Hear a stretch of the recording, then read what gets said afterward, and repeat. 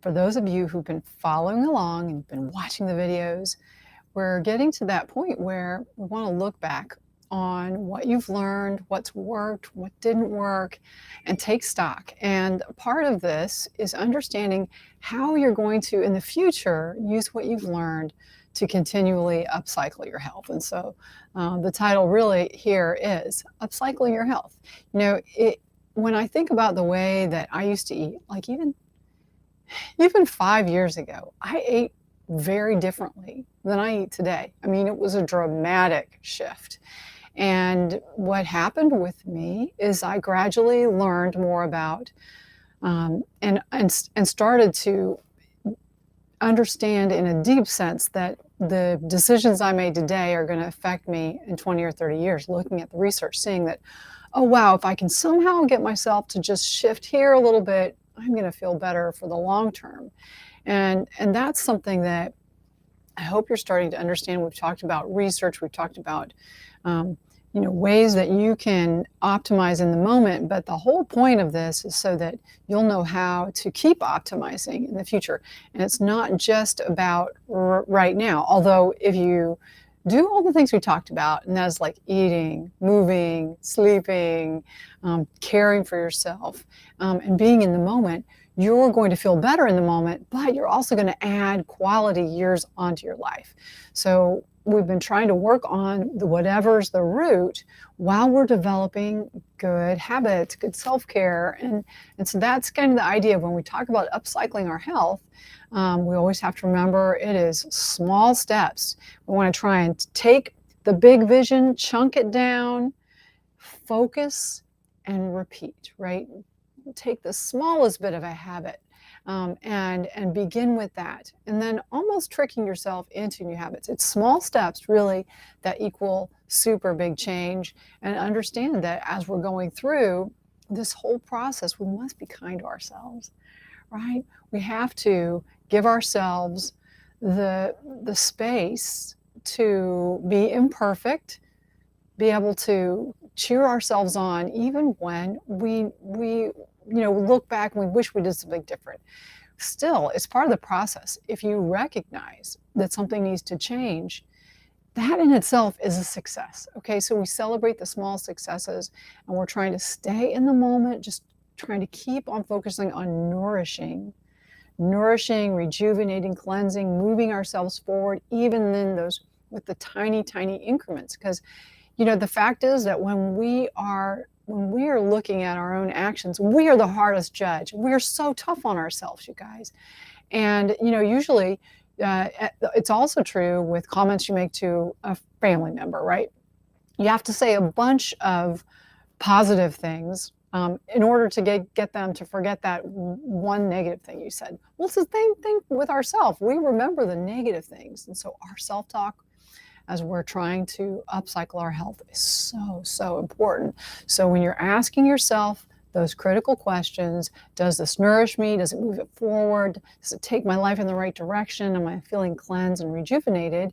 Just remember to be kind to yourself, because we're continually going through cycles. We're always going through this this cycle of evaluating where we are, and that's the vision. And when you started this program, we did a vision quest, like where would you like to be? The reset phase, that is all of the activity, right? In the vision phase, you're thinking, oh, can I do it? And maybe I could do it. And then you sort of decide. And the reset is where you are going to take yourself to a different level, right? You're going to improve your life in some small way.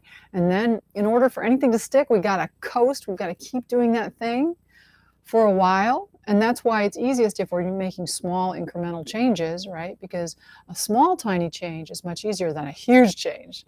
And then making room for celebration and trying to make it intentional, celebrating our victories. And especially when we're talking about food and that sort of thing, we want to try and let go of some of the negative things that go along with celebration. Celebrations have to happen, and many times people will look at it as a failure when they go and have something they wish they hadn't eaten at a party or something like that. We can look at it different ways, right? If we intentionally celebrate, it's much more psychologically validating than when we shame ourselves. So let's think about these different phases. You guys, if you didn't do the vision quest at the very beginning of the program, I suggest that you think about taking some time and, I would say quarterly, maybe even more often than that, but at least quarterly, or, at least annually, you look at where you're going and what are your goals, what do you want to do? Because if we do not point in the direction that we're going, we'll never get there, right? So you have to point your jet in the direction that it's going. And in this program, we're trying to use other tools to make us move faster in that direction. But the principle is still the same, whether you're using biotech or whether you're just trying to do a little bit of habit change or shifting your diet. You have to know where you're going. And so I think that you want this to be as clear as possible. You're seeing the people, you're seeing the things you're doing, the activities, the places. You make it as vivid as possible with smells, sounds, who are you with? And have that vision, and periodically, readdress this. Like, well, where am I headed now? We really want to see the future in order for it to possibly come true, okay? See yourself like wearing clothes, feeling great, having energy, waking up full and alive, okay? And so once we have the vision of the future, that's when we gather what we need in order to make that happen. Generally speaking, I'd say we, are brainstorming on a piece of paper. What are those personal attributes that we need to acquire in order to become that person who's living the amazing life, feeling so much better, feeling confident and control, pain is gone. So what are the attributes of that person, right? And what's the gap between the two? And how are we going to fill that gap? Much of what you've learned over the past 3 months has been functional medicine, basics of functional medicine. How do we get ourselves, how do we figure out what kind of nutrition works for us? How do we figure out what kind of movement brings joy? How do we talk to ourselves in a way that encourages ourselves rather than shooting ourselves down? So once we see the future, it's much more easy to make it happen. And you create that reset. You create what works for your body.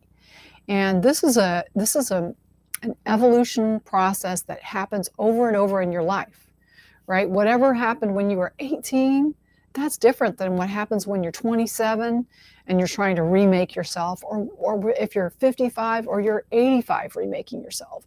It's all a process of upcycling our health. But we understand that you can't always be in this upcycling. I'm still trying, I'm trying. We actually have to go through these phases where we make some shifts, and then we're going to coast. We're going to keep doing what works. It's pretty typical that we might slip a little bit, and that's okay. Because slipping and recognizing is part of the growth process, okay? So we want to be kind on ourselves, and that's the time when it's nice to have a community that you can go to who's going to love on you and say, hey, that is okay. We jump back on the horse, right? And it's not because we're trying to prove anything. It's because we know that if we jump on the horse, we're going to feel better. Our bodies will feel better. We're going to age better. We might be able to take advantage of some of the longevity technology that's coming up. In the next 20 years, we're going to be able to do all kinds of regenerative things with our bodies. So those of you who are taking care of yourselves are going to have access to those kind of technologies to make it possible for you to even feel even better than you thought you could feel, right? So we want to continually go through this process of vision, reset, coasting, and then of course the celebration part of it, right? And then of course the celebration part of it. So I think understanding what are your tools that you have that you can use. One of the big tools that we have brought in during this process is your bookends. Your bookends are going to change according to what you learn, what feels good, where you're drawing the line, what do you have to get in, okay? So don't let go of your bookends when this program ends. Your bookends should be in evolution, right? They don't have to be on any particular sheet of paper, but we want your morning and evening, the 2 times of day when you have the most control over your life, for them to bring you all those things: movement forward, nourishment, cleansing, rejuvenation, right, in your morning and in your evening before you set the stage for a great sleep. Because now that you guys understand sleep being so super important to creating a healthy brain, creating healthy mood, all those things come along when we are able to try and get a really good night's sleep. So we want to wake up with energy and set the stage for going to sleep so we can really change what's happening in our lives. And the other thing is to try and track changes as you go through. There's different ways to track how you're feeling. And if you don't track it, you will never know. Well, I see this all the time. A person will come in, maybe they didn't fill out the multi-symptom questionnaire, and they'll look back and they'll go, oh, and they'll be like, oh, I'm feeling okay, right? I'm sleeping now. And they don't realize that before, 3 months ago, there was no sleep. They were feeling terrible, but we block that out, much like we block out like things like the pain of childbirth. So our priorities shift as we get better. And if we don't have that clear snapshot of where we started, it's very hard to know and see the improvement.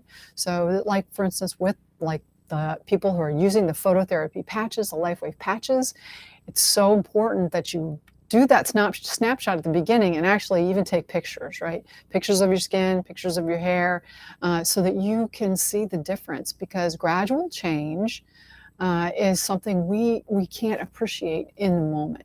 So using something like the multi-symptom questionnaire or the LifeWave symptoms of aging or optimization checklist, so you can see clearly where you started, where you are now, will help you to feel really good about your journey.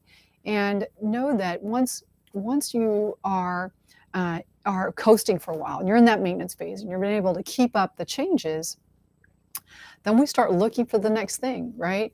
And we start looking for, and I think it's important because as people, we desire variety. We desire to look forward and have something new, a new challenge, and things get stale. So looking for that next challenge is one way that you can frame the visions phase. But if you understand, what we're talking about, it really is these separate phases of growth that we're trying to embrace here. And that it brings it all together, right? We were going to see the vision, we're going to reset, coast a while, remember to celebrate, and then we start to look to the future for the next vision, the next reset, the next coast and celebrate.